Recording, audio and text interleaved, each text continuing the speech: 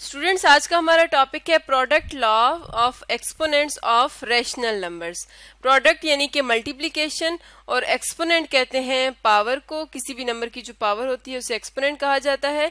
और rational numbers ऐसे numbers होते हैं जिन्हें हम p बाय q की फॉर्म में यानी इस तरह की शक्ल में लिख सकते हैं। जिस तरह से अगर हम एग्जांपल्स लें तो हमारे पास 2/3 है, ठीक है, या 1/9 है। इसी तरह से 1 है तो 1 को भी हम 1/1 की फॉर्म में लिख सकते हैं। तो जो इस तरह से लिखे जाएं उन्हें हम कहते हैं कि रैशनल नंबर्स हैं। इनके जो नंबर्स होते हैं इनमें नेगेटिव नंबर्स भी आ सकते हैं, जैसे हम लिखें -5/2, ठीक है। तो नेगेटिव नंबर्स में इसमें हम आ सकते हैं, तो इन्हें हम कहते हैं कि ये रैशनल नंबर्स हैं। तो जब हमारे पास दो रैशनल नंबर्स मल्टीप्लाई हो रहे होते हैं, ठीक है, प्रोडक्ट लॉ हमने देखना है, तो उनके एक्सपोनेंट्स पे या उनकी पावर पे क्या असर पड़ता है, क्या फर्क पड़ता है, ये हम देखेंगे। तो इसके लिए हमारे पास दो तरह के लॉज हैं। सबसे पहले है when bases are same but exponents are different, ठीक है। बेस क्या होती है और एक्सपोनेंट उसका क्या होता है, इसको हम एक एग्जांपल से यहाँ पे देख लेते हैं। जैसे हमारे पास लिखा हो 3/2, तो 3 इसमें क्या होगी, 3 बेस है और 2 इसकी पावर है, या इसको हम कहते हैं कि 2 इसका एक्सपोनेंट है। तो अब हम देखते हैं कि अगर हमारे पास दो नंबर्स मल्टीप्लाई हो रहे हैं, ठीक है, और उनकी बेसिस सेम है। फॉर एग्जांपल अगर हमारे पास है 2/3 मल्टीप्लाई हो रहा है 2/2 से और एक्सपोनेंट्स डिफरेंट हैं, ठीक है, बेसिस इनकी दोनों की 2 है, ठीक है, दोनों की बेस सेम है और एक्सपोनेंट दोनों का डिफरेंट है। एक का एक्सपोनेंट 3 है और एक का एक्सपोनेंट 2 है। तो इस केस में हम किस तरह से करते हैं, अगर हम इसे ओपन करके लिखें यानी 2/3 को हम लिख सकते हैं 2 × 2, ठीक है। 3 इसका एक्सपोनेंट यही बताता है कि हमने 2 को 3 टाइम्स लिखना है। इसी तरह से हम 2/2 को लिख सकते हैं 2 × 2।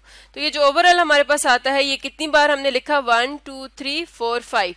तो इसका मतलब है कि हमने 2 को 5 टाइम्स मल्टीप्लाई किया है। तो हम यहाँ पे लिख सकते हैं 2/5, यानी कि 5 2 है और उनको हमने मल्टीप्लाई किया है। तो इसको हम शॉर्ट फॉर्म में इस तरह से भी लिख सकते हैं। लेकिन अगर हम डायरेक्टली उसकी पावर्स को प्लस कर दें यानी 2/3 × 2/2, ठीक है, तो इनकी जो बेस है ये कॉमन ले लें क्योंकि ये सेम है और 3 + 2 कर दें तो तब भी हमारे पास 2/5 ही आता है। इसका मतलब है कि अगर हमारे पास बेसिस सेम हो और एक्सपोनेंट्स डिफरेंट हो तो हम उनके एक्सपोनेंट्स को ऐड कर सकते हैं और इसको जनरल फॉर्म में इस तरह से हम लिख सकते हैं, ठीक है, a⁻m × a⁻n। इन दोनों की बेस है, बेस इनकी सेम है और एक्सपोनेंट्स डिफरेंट है। एक्सपोनेंट कौन कौन से हैं, एक m और एक n। तो हम किस तरह से इन्हें मल्टीप्लाई करते हैं, a को कॉमन ले लेते हैं और इसके एक्सपोनेंट्स को प्लस कर देते हैं। तो स्टूडेंट्स, जब भी हमारे पास बेसिस सेम होती हैं और एक्सपोनेंट्स डिफरेंट होते हैं तो हम उनके एक्सपोनेंट्स को ऐड कर लेते हैं और बेस को कॉमन ले लेते हैं। दूसरा केस देख लेते हैं, when bases are different but exponents are same. किस तरह से, यानी अगर हमारे पास हो 2/3 और मल्टीप्लाई हो रहा हो 5/3 से।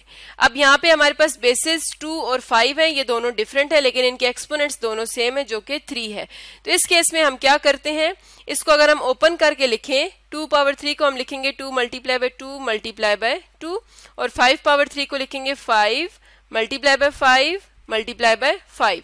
तो अब अगर हम इसको इस तरह से लिखें कि इस 2 को इस 5 से मल्टीप्लाई करें 2 × 5, ये अलग कर लेते हैं। इसी तरह से ये जो 2 है इसको इस 5 के साथ लिखते हैं 2 × 5 और जो रह गया है इसको अलग से लिख लेते हैं, ठीक है, 2 × 5, ठीक है। तो हम देखें कि ये एक जैसे नंबर्स 3 बार मल्टीप्लाई हो रहे हैं, तो इसको हम लिख सकते हैं 2 × 5/3, ठीक है।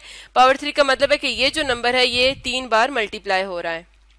तो अगर यहाँ पे हम इस तरह से लिखें, ये जो ऊपर हमारे पास था 2/3 × 5/3, इसको हमने लिख लिया है 2 × 5/3। यानी बेसिस जो डिफरेंट थी उन पे जो सेम एक्सपोनेंट था, सेम पावर थी, अब पावर जो है वो कॉमन आ गई है और बेसिस को हम यहाँ पे मल्टीप्लाई कर लेते हैं। इसको हम मजीद सिंपल कर सकते हैं, यानी अंदर जो नंबर्स हैं उन्हें मल्टीप्लाई कर सकते हैं। 2 5 10/3, ठीक है। तो ये चीज किसकी इक्वल आ गई, 10/3 के।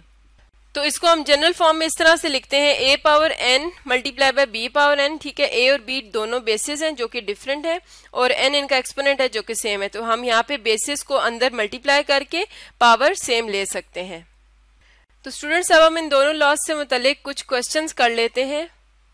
सबसे पहले है 5 पावर 3 मल्टीप्लाई बाय 5 पावर 4। ठीक है, दो नंबर्स मल्टीप्लाई हो रहे हैं, इन दोनों की बेस सेम है लेकिन इनके एक्सपोनेंट्स डिफरेंट है।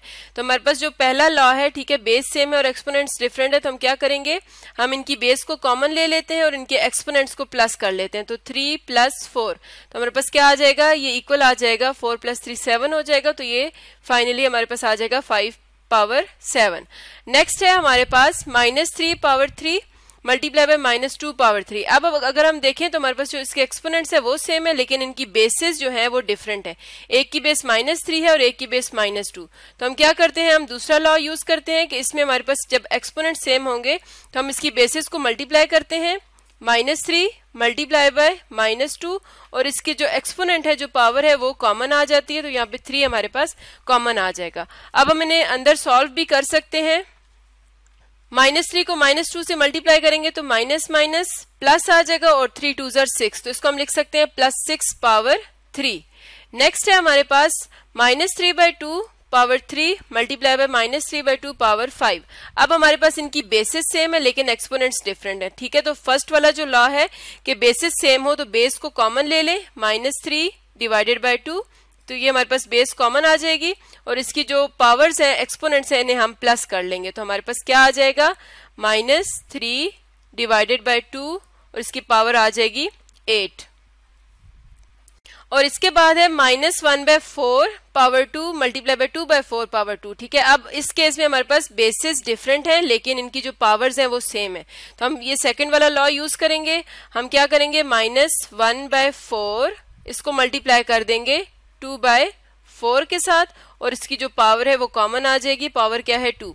अब हम चाहें तो इन्हें अंदर मल्टीप्लाई भी कर सकते हैं। ठीक है, 2 को -1 से मल्टीप्लाई करेंगे तो -2 आ जाएगा और 4 4 16, और इसकी जो पावर 2 है, जो एक्सपोनेंट है, वो कॉमन आ जाएगा। तो ये हमारे पास फाइनल इसका आंसर आ जाता है। तो स्टूडेंट्स, आज हमने देखा कि जब दो नंबर्स मल्टीप्लाई हो रहे होते हैं तो उनके लिए हम कौन से लॉज यूज करते हैं।